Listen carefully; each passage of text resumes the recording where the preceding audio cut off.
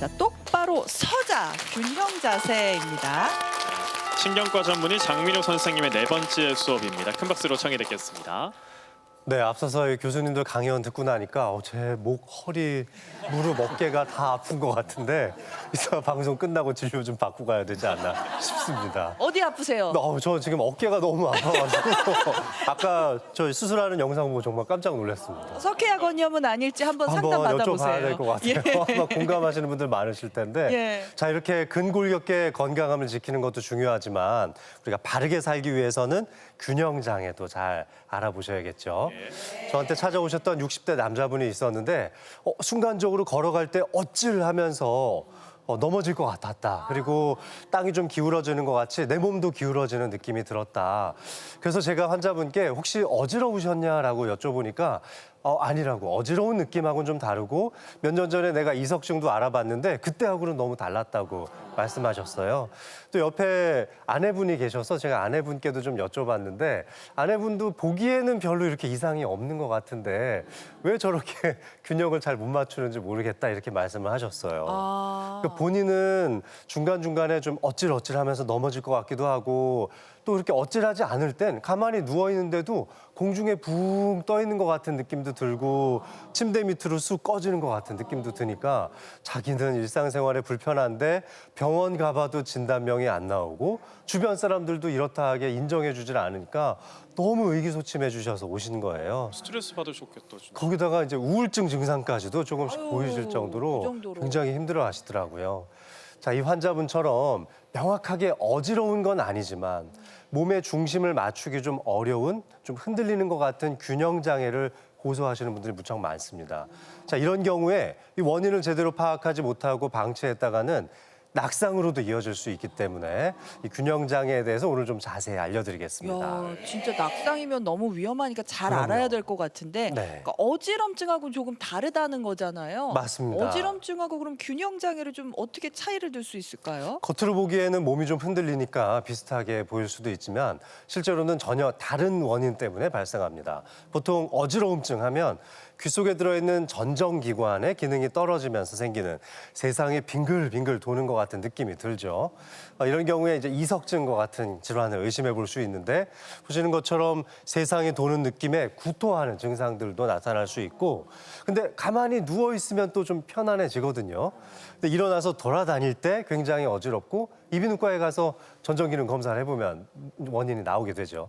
그런데 균형 장애인 경우에는 뇌나 말초에 이 신경계 쪽에 문제가 있을 때 그럴 수 있고 몸이 흔들리고 붕 떠 있는 듯한 느낌이 드는데 가만히 누워 있어도 침대에 빨려 들어가는 것 같은 느낌이 들기도 합니다. 대부분 MRI까지 검사를 다 해봐도 정상으로 나오는 경우가 너무 많다는 거죠.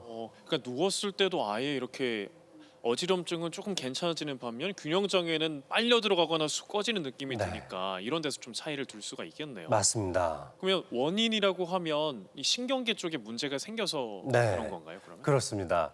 자, 이 균형 장애가 생기는 이유 크게 두 가지로 나눠볼 수 있는데 그 첫 번째는 바로 중추신경계에 문제가 있을 때입니다. 자, 이 뇌신경계에 문제가 있을 때 균형 장애가 왜 생기는지 살펴보면 뇌 속에는 우리가 똑바로 서 있을 때 내 몸을 어떻게 균형을 잡아주는지 몸은 얼마나 기울어든지 또 바닥의 기울기는 어떤지를 느끼게 해주는 전두엽, 두정엽이라는 부위가 있습니다. 자, 그런데 이런 두정엽에서 이 감각 정보를 받아들이고 전두엽으로 그 신호를 보내서 내 몸의 균형을 맞춰주는 역할을 해주는데 뭐 예를 들어 살짝 기울어진 바닥에 서 있다면 이걸 잘 분석해서 발목을 어느 정도 각도로 맞춰야 되는지 내 몸은 어떻게 해야 되는지 무의식 중에 항상 계산하고 있는 거잖아요. 진짜 바쁘게 일하는 애구나. 그럼요. 제가. 진짜 예. 자, 신기하네요. 그런데 이렇게 균형을 맞출 수 있는 기능을 발휘한 이 전두엽이 너무 피로해져 있거나 그 기능이 병적으로 떨어져 있다면 균형을 맞추는 기능이 떨어질 수밖에 없습니다. 그럼 몸이 계속 걸어갈 때마다 흔들리는 느낌을 받게 되는 거죠. 아니 이게 전두엽 기능이 왜 떨어지는 거예요? 만약에 이 뇌에 혈류가 떨어진다면 전두엽 기능이 제대로 발휘가 안 되는데 뇌는 이런 뇌 혈류를 통해서 산소와 포도당을 공급받게 됩니다. 한 2, 3초만 혈류 공급이 제대로 안 돼도 뇌 기능이 떨어지고요. 10초 정도만 혈류가 떨어져도 의식을 잃고 쓰러질 정도입니다. 자, 그런데 이런 뇌 혈류를 조절해 주는 게 바로 자율신경계거든요. 그래서 자율신경의 균형이 무너지신 분들이 바로 이 뇌혈류가 떨어질 수가 있는데 예를 들어서 우리 아주 식사를 배부르게 많이 한 다음에 네. 소화시키기 위해서 피가 위장 쪽으로 많이 몰려 있잖아요. 예, 예. 이럴 때 화장실 가려고 살짝 일어날 때 어찔하면서 아마 어지러움을 겪으신 분들 있을 거예요. 예, 여기 피가 여기에만 있으니까. 이쪽으로 많이 쏠리니까요. 이럴 때 순간적으로 어찔하고 또 공중에 붕 뜨는 듯한 느낌도 받으실 수가 있습니다. 순간 느껴본 적이 있어요. 그렇죠. 그리고 요즘과 같이 갑자기 날씨가 좀 서늘할 때, 싸늘함을 느낄 때, 또 카페인을 너무 과도하게 먹거나 과음을 하셨을 때에도 증상들이 나타날 수 있습니다. 자, 그리고 더 많은 거는 사실 스트레스입니다. 게다가 수면 부족까지 이어진다면 뇌가 굉장히 피로해지게 되는데요. 이때 전두엽에서는 정보 처리를 빠르게 하기가 어렵습니다. 머리는 멍해지고 균형이 자꾸 흔들리는 듯한 느낌이 들게 되죠. 이때 환자분들이 제일 많이 하시는 말씀이 머리에 안개가 낀 것 같다. 맑지 않다. 이런 말씀을 많이 합니다. 옆에서 보면 멀쩡해 보이는데 본인은 계속 발밑도 흔들리는 것 같고 균형 잡기가 힘들어지는 거죠. 이렇게 중추신경계에 문제가 있는 균형장애는 주로 좀 마른 체형의 여성분들한테 흔하게 나타납니다.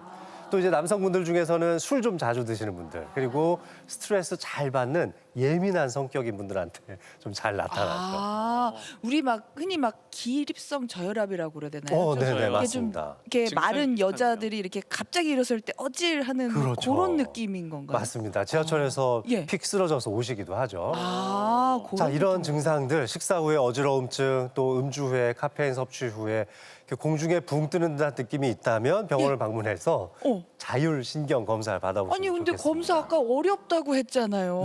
무슨 검사를 받아야 가도 될까요? 뭐 증상이 없으니까 그냥 돌아가라고 하기도 하고. 그런데 이 자율신경 검사는 우리 몸이 환경 변화에 얼마나 잘 적응하는지를 보게 되는데요. 뭐 누운 자세, 또 일어서서 있는 자세에 따라서 심장 박동이나 혈액 순환 상태가 얼마나 되는지 이 기립경 검사 테이블을 이용한 기립성 저혈압 검사를 해볼 수 있습니다. 그래서 기립성 저혈압 검사가 가능한 병원이라면 이 자율신경 검사를 받으셔서 뇌에 얼마나 전두엽이나 두정엽 쪽 뇌혈류가 잘 유지될 수 있는지 검사를 해보실 수 있습니다. 이런 검사를 하는 데가 있군요. 네, 그렇습니다. 오. 자, 또 한 가지는 뇌의 피로도, 스트레스 정도를 볼 수 있는 정량적 뇌파 검사라는 것도 있는데요. 이 머리에 여러 개의 센서를 좀 부착을 해서 뇌의 전기적 신호를 측정해 보는 겁니다. 자, 검사 결과 한번 띄워봤는데요. 좌측은 굉장히 평온한 상태의 녹색 뇌파가 많이 나오죠. 오른쪽처럼 저렇게 빨간색 뇌파가 많이 나오게 된다면 이렇게 스트레스가 많이 받은 상태라고 볼 수가 있는데 이럴 때는 뇌파로 봐도 뇌가 엄청 지쳐 보이지 않습니까? 네. 예. 그럼 저런 건 그냥 서 있을 때 받는 거예요? 자, 이럴 때는 이 뇌혈류에 일시적으로 균형 장애가 올 수도 있지만 누워 있을 때도 이런 상태가 계속될 수 있거든요. 누워 있을 때도 이렇게도 네, 해요? 맞습니다. 누워 있을 때도 이런 피로감이나 스트레스 때문에 계속 뇌 기능이 떨어져 있다면 이렇게 침대 밑으로 쑥 꺼져가는 듯한 느낌을 받는 거죠. 자, 그래서 이럴 때는 뇌혈류를 쫙 올려주는 약을 먹기도 하고 또 생활 습관을 좀 바꿔주는 치료를 하기도 하는데요. 이럴 때 약 복용하면서 생활 습관 조금씩 바꿔주면 우리 수분 섭취도 좀 늘려주고 운동도 좀 많이 하면서 아까 전에 교수님께서 알려주셨던 이렇게 코어를 강화시키는 운동 같은 것도 좀 해보시고 허벅지도 들어보고 하는 운동 하시면은 이렇게 혈액순환 상태, 뇌혈류가 떨어지는 걸 방지하실 수가 있는데요. 예. 아침에 아마 화장실 가려고 일어나시다가 어려움을 겪는 분들이 많으실 거예요. 예, 아침에 자, 이런 분들 침대에 누운 상태에서 팔다리를 공중에 이렇게 들어서 흔드는 운동, 바로 데드버그 운동이라고 하는데요. 네, 이런 그림처럼 데드버그 운동을 좀 하시면은 전신의 혈액순환도 좋아지고 일어날 때 생길 수 있는 뇌혈류 저하도 예방하실 수가 있습니다. 요거 이렇게 막 흔드는 거죠. 이렇게 맞습니다. 저렇게 누워서. 그러니까 네. 말초신경을 이렇게 자극하게. 그럼요. 야. 자고 일어나서 뭔가 어찔하는 그 증상이 있다면 바로 일어나지 마시고 누워서 있는 상태에서 이렇게 몇 번 좀 흔들고 맞습니다. 그러고 네. 나서 이제 뭐 화장실에 간다던가 우리 활동을 하는 어르신들이 거죠. 옛날부터 이런 운동을 다 하셨던 이유가 있었던 거예요. 그렇구나. 자, 이러면서 스트레스나 불면증이 있을 때 전두엽 기능이 떨어진다면 숙면을 도와주는 약물 치료도 또 도움이 될 수 있고요. 이렇게 뇌의 피로감을 없애준다면 균형 감각도 좋아지게 됩니다. 예, 균형 장애에 대해서 이야기를 해주시는데 네. 균형 장애 뭐 또 다른 원인이 있을까요? 두 번째는 바로 말초신경계 문제인데요.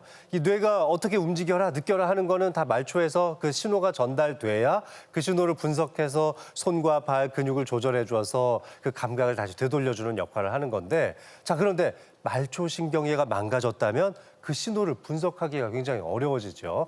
즉 이런 것들을 느끼고 움직이게 해주는 역할, 이런 게 망가지는 병의 대표적인 게 당뇨입니다. 당뇨. 또 만성 신장 질환을 겪어서 이 신경이 망가지신 분들도 역시 문제가 될 수 있는데, 이 발목이나 무릎이 손상이 돼서 제대로 이것을 느낄 수 없다면은 실내나 바닥이 어느 정도 울퉁불퉁한지 기울어져 있는지를 모르니까 금세 또 넘어지거나 발을 내디딜 때마다 균형 장애를 느끼실 수도 있는 거죠.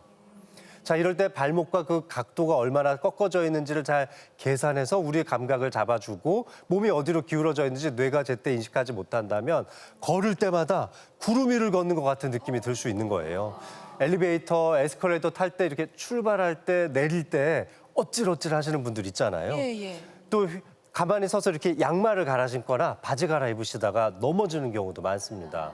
자, 이럴 때 이제 감각이 둔해져서 이런 문제가 생기는 거죠. 엘리베이터에서는 왜 균형 잡기가 어려운 거예요? 출발하거나 내려갈 때 이렇게 갑자기 붕 뜨는 느낌, 또 착지되는 느낌을 발바닥에서 잘 느껴야 되는데 그걸 잘 못 느끼는 거죠. 그 되게 미묘한 거잖아요. 맞습니다. 근데 그거를 못 느껴서 순간적으로 휘청하는 거죠. 그래서 엘리베이터, 에스컬레이터 넘어지시는 분들도 많은데요. 그래서 이런 분들이 이제 병원에 오시면은 제가 당뇨가 얼마나 오래됐는지, 말초신경 감각이 어느 정도인지 바로 이런 소리굽새를 이용해서 제가 검사를 하기도 합니다. 소리굽새요? 네. 이 소리굽새는 이렇게 땅 치면은 일정한 진동이 발생하게 되는데, 이 진동에 일어나는 이 정도를 각각의 관절에 가만히 대 보면은 그 관절에서 진동을 얼마나 잘 느끼는지 측정을 해볼 수가 있습니다. 관절에 신경이 잘 네. 작동하는지 확인하는 거구나. 그래서 이제 환자분들의 발가락 관절에 이런 걸 이렇게 대보고 이걸 얼마나 잘 느끼는지 제가 실제로 검사도 하고요. 선생님 지금 느껴지셨나요? 네, 저는 뭐 잘 느껴지고 있습니다. 뿐만 아니라 엄지발가락 같은 걸 손으로 잡고요. 제가 30도 정도 위로 올리기도 하고 내리기도 하면서 검사를 하는데, 실제로 당뇨를 오래 앓으시는 분들은요, 제가 발가락을 꾹 올려도 또 내려도 전혀 느끼지 못하시는 분들도 있습니다. 그 정도로. 아이고. 네. 자, 그렇다면은 이런 여러 가지 감각적 검사에서 잘 느끼지 못했다면 말초신경이 약해졌을 가능성이 있는 거죠. 아니 그럼 이런 거는 집에서 그 가족들이 해줘도 되는 거예요? 서로 같이 발가락을 눈 감게 해서 들었다 내렸다 하면서 검사를 서로 해주실 수도 있을 것 같습니다. 그러면은 요럴 때는 치료는 어떤 식으로 할까요? 만약에 당뇨가 오래되신 분이라면 이 말초신경이 더 나빠지지 않게 치옥차시드라고 하는 일종의 비타민을 섭취하는 방식으로 말초신경이 더 망가지지 않게 하기도 하고요. 말초 혈액순환을 좋아지게 하는 약을 써서 손발 끝까지 피가 잘 돌게 해서 이 감각 회복에 도움을 좀 드리기도 합니다. 게다가 이 각 관절의 운동도 좀 많이 시켜서 감각이 더 이상 둔해지지 않고 균형을 잡을 수 있는 기능을 키워드리기도 하죠. 자, 예방하기 위해서는 우리 당뇨 전 단계 앓으신 분들 많을 텐데 방심하지 마시고 혈당 관리 정말 꾸준히 잘 해주신다면 말초신경 회복되는 거 어렵지 않게 다 해내실 수 있을 겁니다. 네. 그러니까 조기에 발견하고 예방하는 게 제일 좋은 거죠. 그렇습니다. 자, 강연 마무리하겠습니다. 균형장애에 대해서 말씀드렸는데 어찌란 느낌, 붕 뜨는 것 같은 그런 느낌, 안개 속에 갇힌 것 같은 그런 느낌이 있다면 이건 단순한 어지러움증이 아니라 어쩌면 균형장애에 대해서 몸이 보내고 있는 신호일 수도 있습니다. 검사 결과가 여러 가지 정상이더라도 뇌 피로, 뇌혈류 저하, 또 말초신경 장애가 숨어 있을 수 있으니까 내 몸의 중심이 흔들릴 때 내 몸이 보내는 이런 신호를 무시하지 마시고 오늘 알려드린 내용을 토대로 뇌혈류 검사라든지 자율신경 검사, 말초신경 검사 등을 가까운 의원에서 받아보시는 걸 추천드리고 싶습니다. 네, 진짜 어려울 수 있는 이야기였는데 선생님께서 아주 쉽게 설명해 주셔서 고맙습니다. 그런가요? 네. 일상생활에서 이런 불편함이 생긴다면 균형 장애일 수도 있으니까 네. 전문의와 상담을 해서 치료받으시면 좋겠습니다. 네. 자, 질문이 들어왔는데요. 균형 장애 이야기를 듣다 보니까 파킨슨병 증상과도 비슷한 점이 있는 것 같아요. 혹시 파킨슨병으로도 발전이 될 수 있나요? 라는 질문이네요. 네, 사실 엊그저께 균형장애로 오신 분 제가 파킨슨병 진단을 해드린 분도 있기는 있었습니다. 그래요? 근데 대표적인 운동신경 실조 증상의 파킨슨병도 초기부터 균형장애가 나타나기 때문에 균형장애와 반드시 감별을 해야 되고요. 이럴 땐 자율신경장애도 동시에 나타나니까 진단이 좀 명확하게 이루어져야 됩니다. 이뿐만 아니라 손해가 위축되는 손해 위축증이라는 병도 균형장애가 발생할 수 있는 드문 질환이기도 한데요. 이럴 때에도 여러 가지 검사들을 통해서 파킨슨병, 손해 위축증 등을 감별해 볼 필요가 있기도 합니다. 네. 좀 진단이 어렵기도 하죠. 아무튼 이럴 때는 신경과를 찾아가야 된다는 거죠. 네, 맞습니다. 네, 알겠습니다. 수업 잘 들었습니다. 네, 고맙습니다.